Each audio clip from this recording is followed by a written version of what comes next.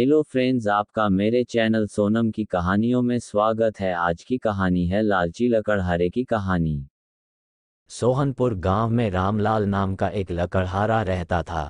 वो अपनी जीविका चलाने के लिए गांव के पास के ही जंगल से रोज लकड़ियां चुनता और उन्हें बेचकर कुछ पैसे कमा लेता था। इसी तरह उसका गुजारा चल रहा था। कुछ दिनों के बाद रामलाल की शादी हो गई। उसकी पत्नी बड़ी खर्चीली थी, इसलिए अब उतनी लकड़ियों को बेचकर घर चलाना मुश्किल हो गया था। ऊपर से रामलाल की पत्नी कभी नए कपड़े खरीदने के लिए तो कभी किसी दूसरी चीज़ों के लिए रामलाल से बार बार पैसे मांगती थी। अगर पैसे न मिले तो रूठ जाती। रामलाल अपनी पत्नी से बहुत प्यार करता था, इसलिए उसकी नाराज़गी वो बर्दाश्त नहीं कर पाता था। रामलाल ने ठान लिया कि वो अब ज़्यादा लकड़ियाँ इकट्ठा करके बेचेगा ताकि उसकी पत्नी को रोज़ रोज़ पैसों की कमी ना हो। पत्नी की इच्छा पूरी करने के लिए आज रामलाल घने जंगल तक चला गया और बहुत सारी लकड़ियां चुनकर बाजार में बेच दी। ज्यादा लकड़ियों के ज्यादा पैसे मिले तो खुश होकर रामलाल ने सारे पैसे अपनी पत्नी को दे दिए। अब रोज रामलाल ऐसा ही करने लगा।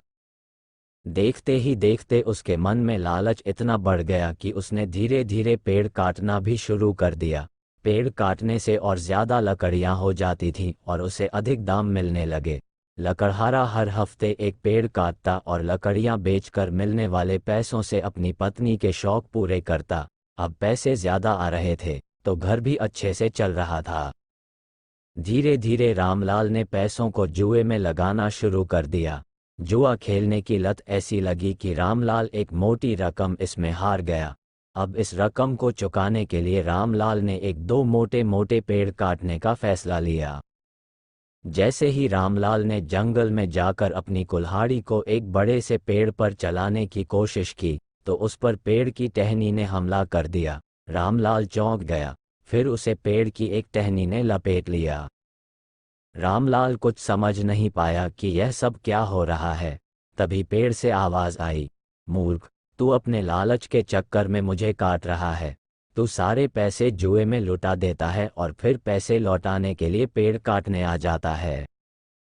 तुझे पता है कि पेड़ कितने कीमती होते हैं। हमारे अंदर भी जान बसती है और हम तुम इंसानों को जीने के लिए हवा, धूप में छाया और भूख को शांत करने के लिए फल देते हैं, लेकिन तू अपने स्वार्थ के लिए हमें ही काट रहा है।